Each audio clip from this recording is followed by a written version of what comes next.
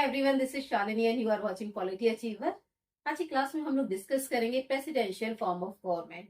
इसकी मीनिंग क्या है, डेफिनेशंस क्या है, फीचर्स क्या है, मेरिट्स एंड डिमेरिट्स क्या है। ये सारी चीजें हम अपनी इस क्लास में डिस्कस करने वाले हैं। बट उससे पहले अगर आप फर्स्ट टाइम मेरी क्लास में आए हैं तो चैनल को सब्सक्राइब कर दें, बिकॉज जो भी अपकमिंग वीडियोस होंगी उनके नोटिफिकेशंस आपको मिल जाएंगे। एंड अगर आपने मुझे अदर सोशल मीडिया एप्स पर ज्वाइन नहीं किया है तो आप मुझे अभी ज्वाइन कर लीजिए। आप मुझे इंस्टाग्राम, टेलीग्राम एंड फेसबुक पर ज्वाइन कर सकते हैं। यूट्यूब पर जो भी वीडियोस आप यहाँ देख रहे हैं उनसे रिलेटेड पीडीएफ एंड नोट्स आपको मेरे टेलीग्राम चैनल पर मिल जाएंगे। तो अपनी क्लास को स्टार्ट करते हैं। What is presidential form of government? इसका मतलब ये है कि जहां पर प्रेसिडेंट एक रियल एग्जीक्यूटिव होते हैं, नॉमिनल हेड नहीं होते हैं। और इसका एक बेस्ट एग्जांपल है अमेरिका। अमेरिका में प्रेसिडेंशियल फॉर्म ऑफ गवर्नमेंट है जहां पर प्रेसिडेंट रियल एग्जीक्यूटिव होते हैं, पार्लियामेंट के लोअर हाउस के प्रति अकाउंटेबल यानी उत्तरदायी नहीं होते हैं। ठीक है, यानी कि उनका जो जितना भी टाइम है, एक निश्चित टाइम तक वो अपने उस पोस्ट पर बने रहते हैं। इम्पीचमेंट के थ्रू ही उनको हटाया जा सकता है, अदरवाइज उनको उनकी पोस्ट से नहीं हटाया जा सकता है। इसके अलावा जो भी मिनिस्टर्स हैं जिनको प्रेसिडेंट अपॉइंट करते हैं वो प्रेसिडेंट के प्रति ही अकाउंटेबल होंगे। ऐसा नहीं है कि वो पार्लियामेंट के लोअर हाउस के प्रति अकाउंटेबल हो। प्रेसिडेंशियल फॉर्म ऑफ गवर्नमेंट की कुछ डेफिनेशंस हैं जो स्क्रीन पर हैं, आप इनको नोट डाउन कर सकते हैं। अब बात कर लेते हैं क्या इसकी फीचर्स है, करेक्टरिस्टिक्स क्या है, इसकी खासियत क्या है। सबसे इंपॉर्टेंट जो पॉइंट है जब हम प्रेसिडेंशियल फॉर्म ऑफ गवर्नमेंट की बात करते हैं तो सबसे पहला जो पॉइंट आता है वो है सेपरेशन ऑफ पावर्स। यानी कि गवर्नमेंट की जो ब्रांचेस हैं वो आपस में इंटरकनेक्टेड नहीं होते हैं, जैसे कि पार्लियामेंट्री फॉर्म ऑफ गवर्नमेंट में होता है। पार्लियामेंट्री फॉर्म ऑफ गवर्नमेंट में जो एग्जीक्यूटिव है एंड लेजिस्लेचर है ये आपस में इंटरकनेक्टेड होते हैं। जो काउंसिल ऑफ मिनिस्टर्स है वो अकाउंटेबल होता है लोकसभा के प्रति, ठीक है, यानी कि पार्लियामेंट के लोअर हाउस के प्रति। बट प्रेसिडेंशियल सिस्टम में ऐसा नहीं होता है। प्रेसिडेंशियल सिस्टम में प्रेसिडेंट अपनी हेल्प के लिए कुछ मिनिस्टर्स को अपॉइंट करता है जिनको वो चाहता है अपॉइंट करना, ठीक है, जिनको वो ठीक समझता है, एलिजिबल समझता है, उनको कोई भी डिपार्टमेंट दे सकता है, उनको मिनिस्टर बना सकता है। और ये सारे जो मिनिस्टर्स होते हैं वो प्रेसिडेंट के प्रति अकाउंटेबल होते हैं, ठीक है। और ये सभी किसी भी काउंसिल ऑफ मिनिस्टर और कैबिनेट की तरह काम नहीं करते हैं। नेक्स्ट पॉइंट है real position of the head of the executive. President सिर्फ रियल हेड ही नहीं होते हैं, हेड ऑफ द नेशंस ही नहीं होते हैं, हेड ऑफ द एग्जीक्यूटिव भी होते हैं, ठीक है, यानी कि राज्य और शासन दोनों के ही अध्यक्ष वो यहाँ पर होते हैं और दोनों की ही पावर्स को वो यूज करते हैं। इसके अलावा नेक्स्ट पॉइंट हो सकता है डेफिनेट टर्म, यानी कि एक निश्चित कार्यकाल होता है, एक निश्चित पीरियड होता है, उससे पहले उनको नहीं हटाया जा सकता है। जैसा कि पार्लियामेंट्री फॉर्म ऑफ गवर्नमेंट में हम देखते हैं कि नो कॉन्फिडेंस मोशन पास कर दिया या कोई और तरीके से गवर्नमेंट को हटाने की कोशिश की जाती है। प्रेसिडेंशियल फॉर्म ऑफ गवर्नमेंट में ऐसा नहीं होता है। यहाँ पर सिर्फ इम्पीचमेंट के थ्रू ही प्रेसिडेंट को हटाया जा सकता है। नेक्स्ट पॉइंट है लैक ऑफ कैबिनेट।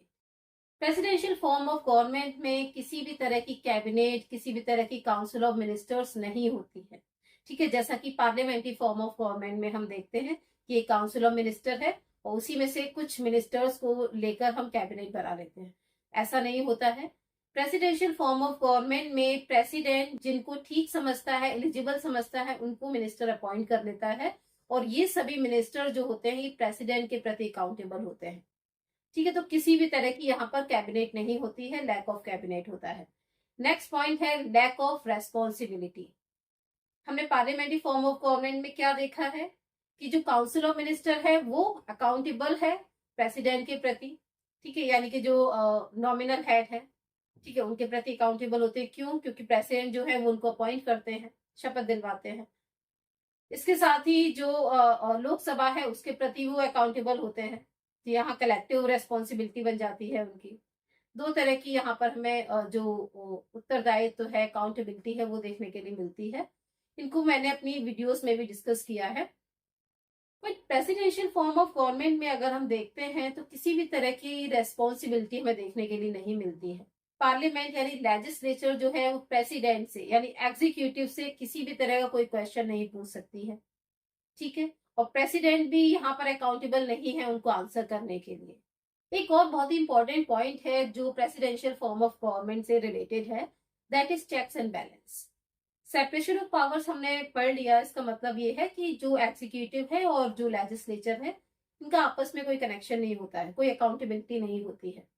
ठीक है, यानी कि जो लेजिस्लेचर है वो किसी तरह से कंट्रोल नहीं कर पाती है और जो एग्जीक्यूटिव है वो लेजिस्लेचर का पार्ट नहीं होती है और ना ही उसके प्रति अकाउंटेबल होगी। तो ऐसे सिस्टम में जो गवर्नमेंट की तीनों ब्रांचेस हैं वो एक दूसरे के साथ किस तरह से कनेक्टेड रहेंगी, एक दूसरे को किस तरह से कंट्रोल करेंगी, इसीलिए प्रेसिडेंशियल फॉर्म ऑफ गवर्नमेंट में चेक्स एंड बैलेंस को रखा गया है। इसका मतलब ये है कि जो तीनों ब्रांचेस हैं गवर्नमेंट की, एग्जीक्यूटिव, लेजिस्लेचर एंड जुडिशरी, वो एक दूसरे को कंट्रोल करते हैं चेक्स एंड बैलेंस के थ्रू, यानी एक दूसरे की एक्टिविटीज को कंट्रोल करते हैं, बैलेंस करते हैं। तो बात कर लेते हैं merits of presidential form of government. First point है independence of executive. Presidential form of government में जो एग्जीक्यूटिव है वो इंडिपेंडेंट होती है। एग्जीक्यूटिव एंड लेजिस्लेचर ये सेपरेट होकर, इंडिपेंडेंट होकर काम करते हैं और किसी तरह का कोई भी इंटरफेरेंस इनके बीच में नहीं होता है और किसी तरह की कोई डिफिकल्टी, कोई आर्ग्यूमेंट और किसी तरह का कोई भी यहाँ पर हम बोल सकते हैं गवर्नमेंट में डिस्प्यूट नहीं होता है। नेक्स्ट पॉइंट है permanent executive. Presidential form of government में जो एग्जीक्यूटिव है ये एक निश्चित पीरियड के लिए, एक निश्चित टाइम के लिए चुनी जाती है, यानी कि जो प्रेसिडेंट है वो 4 साल के लिए चुने जाते हैं, उससे पहले उनकी पोस्ट से उन्हें नहीं हटाया जा सकता है। इससे क्या होता है कि स्टेबिलिटी जो है गवर्नमेंट में वो बनी रहती है, लोगों का विश्वास बना रहता है। नेक्स्ट पॉइंट है नो पॉसिबिलिटी ऑफ रिवॉल्ट। किसी तरह की विद्रोह की यहाँ पर गुंजाइश नहीं होती है, किसी तरह के कंफ्लिक्ट की गुंजाइश नहीं होती है। जैसे पार्लियामेंट्री फॉर्म ऑफ गवर्नमेंट में होता है कि मेजोरिटी वाली पार्टी का जो लीडर है वो प्राइम मिनिस्टर बना, ठीक है, किसी पार्टी के साथ उसका रिलेशन है, एग्जीक्यूटिव लेजिस्लेचर के प्रति अकाउंटेबल है, दोनों में कनेक्शन है, दलबंदी भी होती है, गुटबंदी भी होती है, कंफ्लिक्ट भी होते हैं। But presidential form of government में ऐसा नहीं होता है। प्रेसिडेंशियल फॉर्म ऑफ गवर्नमेंट में एग्जीक्यूटिव लेजिस्लेचर से सेपरेट होता है, किसी तरह की पॉलिटिकल पार्टी से रिलेटेड नहीं होता है, किसी तरह की जो गुटबंदी है, दलबंदी है, इनसे उसका कोई भी रिलेशन नहीं होता है। नेक्स्ट पॉइंट है efficiency in the administration. Parliamentary form of government में हमने क्या देखा है कि दोनों ही ब्रांचेस में रिलेशन होगा और दोनों ही एक दूसरे कामों में इंटरफेरेंस करते हैं और किसी तरह की कोई इफिशियंसी नहीं रह जाती है एडमिनिस्ट्रेशन में। प्रेसिडेंशियल फॉर्म ऑफ गवर्नमेंट में जब प्रेसिडेंट अपने मंत्रियों को, मिनिस्टर्स को अपॉइंट करते हैं तो वो पॉलिटिकल बेसिस पे ना करके एडमिनिस्ट्रेटिव कैपेबिलिटी के बेसिस पे करते हैं कि किस पर्सन में कितनी कैपेबिलिटी है, कितना एलिजिबल है वो किसी डिपार्टमेंट को, किसी एडमिनिस्ट्रेशन को संभालने के लिए। और यही एक वजह है कि प्रेसिडेंशियल फॉर्म ऑफ गवर्नमेंट में जो मिनिस्टर्स होते हैं वो पूरी इफिशियंसी के साथ काम करते हैं। इसका एक रीजन ये भी है कि उन्हें बार बार लेजिस्लेचर में नहीं जाना पड़ता है, ठीक है, तो उनके काम की जो एफिशिएंसी है बनी रहती है, उनका टाइम वेस्ट नहीं होता है। दूसरा, जो लेजिस्लेचर में मिनिस्टर्स हैं, जो वहां पर पार्टीज हैं, वो भी अपना काम लेजिस्लेशन में लगाते हैं। एडमिनिस्ट्रेशन से, शासन से उनका कोई भी यहाँ पर मतलब नहीं होता है, कोई भी इंटरफेरेंस उनका नहीं होता है। नेक्स्ट पॉइंट है मोस्ट सुइटेबल फॉर इमरजेंसी, यानी कि अगर इमरजेंसी हो, संकट काल हो, तो सबसे बेस्ट जो पॉलिटिकल सिस्टम है वो है प्रेसिडेंशियल फॉर्म ऑफ गवर्नमेंट। इसका रीजन ये है कि प्रेसिडेंट जो है यहाँ पर वो एग्जीक्यूटिव के रियल हेड हो, कोई भी डिसीजन लेना हो, ठीक है, किसी भी तरह का कोई भी यहाँ पर उनको पॉलिसी बनानी हो, तो एग्जीक्यूटिव यानी कि प्रेसिडेंट जो है वो बहुत इजीली काम कर लेते हैं। उन्हें किसी तरह के डिस्प्यूट में, किसी तरह के डिस्कशन में पार्लियामेंट में उलझना नहीं पड़ता है।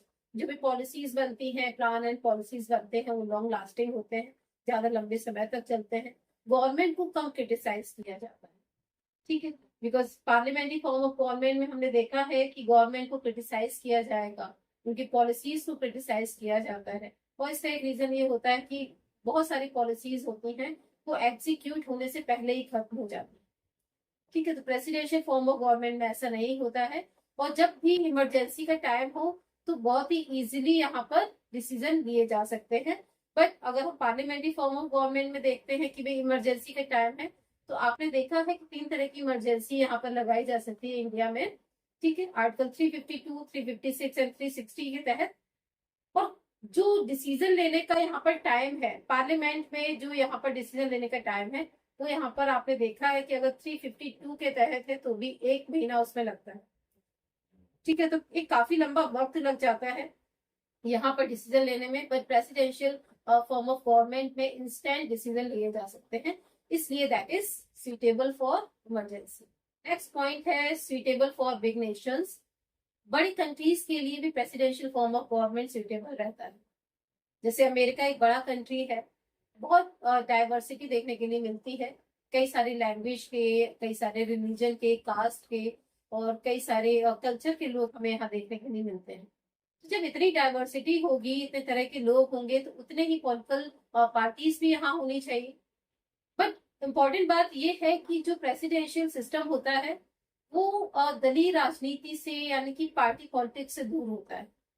किसी तरह की पॉलिटिकल पार्टी कोई भी इन्फ्लुएंस यहाँ पर एग्जीक्यूटिव के ऊपर नहीं होता है, और इसी वजह से वो बहुत ही अच्छे से, बहुत ही इफेक्टिव डिसीजन ले पाते हैं। नेक्स्ट पॉइंट है सेफ्टी फॉर सिविल लिबर्टीज। लोगों की जो स्वतंत्रता है, उनकी फ्रीडम है, वो यहाँ पर सेफ रहती है। गवर्नमेंट की ब्रांचेस में किसी तरह का कोई कंफ्लिक्ट नहीं होगा, तो गवर्नमेंट के ऊपर लोगों का ट्रस्ट रहता है। ठीक है, लेजिस्लेचर किसी भी तरह से एग्जीक्यूटिव की लेग पुलिंग नहीं करती है, और ना ही और जो एग्जीक्यूटिव है वो लेजिस्लेचर को किसी तरह से क्रिटिसाइज करती है। तो जब इस तरह का पॉलिटिकल सिस्टम होता है तो वहां लोगों की जो राइट्स हैं वो सेफ रहते हैं। नेक्स्ट पॉइंट है suitable for multiple party system. तो आपने देखा है कि पार्लियामेंट्री फॉर्म ऑफ गवर्नमेंट में क्या होता है, अगर मल्टी पार्टी सिस्टम है इस कंट्री में तो सरकारें आती हैं, ठीक है, और गिर जाती हैं। किसी एक पॉलिटिकल पार्टी को पूरी मेजोरिटी नहीं मिल पाती है। ठीक है, तो ऐसा नहीं है। हमने तीसरे चौथे गणतंत्र में, हमने फ्रांस में इस चीज को देखा है। ठीक है, हमने 1958 से पहले पाकिस्तान में इस एग्जाम्पल को देखा है, हमने इंडिया में भी इस एग्जाम्पल को देखा है। जहां मल्टीपल पार्टी सिस्टम होता है वहां एक पॉलिटिकल पार्टी को पूरी मेजोरिटी नहीं मिल पाती है, सरकारें बार बार गिर जाती है, एक स्टेबिलिटी नहीं रहती है। बट जहां मल्टी पार्टी सिस्टम है वहां के लिए बेस्ट जो एग्जांपल है वो हो सकता है प्रेसिडेंशियल फॉर्म ऑफ गवर्नमेंट। इसका रीजन यहाँ पर ये है कि जो एग्जीक्यूटिव है उसे लेजिस्लेचर की मेजोरिटी पे निर्भर नहीं रहना पड़ता, यानी कि जो प्रेसिडेंट है वो बिल्कुल सेपरेट है, उसे मेजोरिटी से कोई फर्क नहीं पड़ता है किस पार्टी की कितनी मेजोरिटी है, किस पार्टी को कितना वोट मिला है। प्रेसिडेंट का डायरेक्ट इलेक्शन होता है, लोग उसे डायरेक्ट इलेक्ट करके भेजते हैं और अपना जो प्रतिनिधि है, अपना जो सरकार है वो बनाते हैं।